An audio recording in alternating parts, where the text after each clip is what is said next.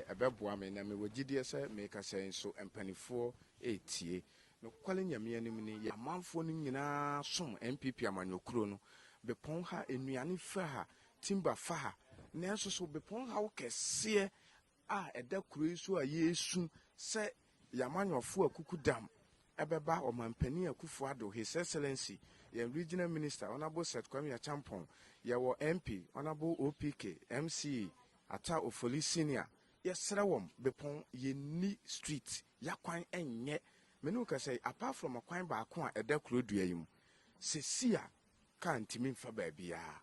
nenso ye hwe Kwahu kuro isu a ye hu se omtan rules no eyade a Kwahu kuro isu nyina omonsa aka enti ye sere mpanifo kotodwu fom yenim sese ne omugu so ye ne nketenkete maye no yade srede no so omuntwe yani emehwe yen na fie yasimu de Bepong yente asemode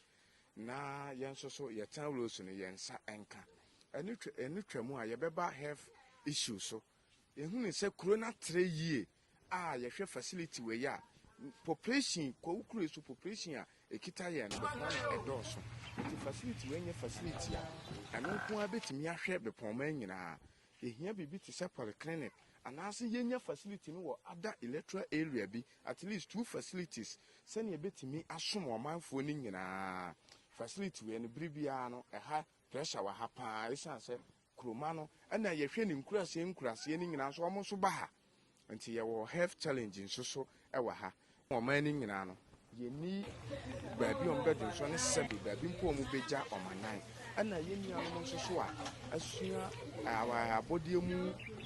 nyansa no a omohwe yamanfo ne maye no omo nso so bo mu nya baabi na edan ho asem to da bia yebedu omachi achinchin ahwehwe dan sa ebinom mpote outside the community bibia no omunya eyeden sese nso nyamra dom omo perform night duties enti omunya baabi da ebeboa ma omadwumaye no akonkan ti ya nurses quarters botamu washi yana so hospital ya hwese kombetimi atwa omani system amaye no kwali yaba education your challenge kese pa because your senior high school no one na no de no kwale facilities ni guso ekoso na mom ye bekoso asere we need more dormitories sene be ye betimi accommodate enkwala no dodo na because most of students no omo ye postu omo to ha dormitory ni ntimi accommodate omo nyina ebinom they have to rent accommodation outside the school premises affect academic performance in the school.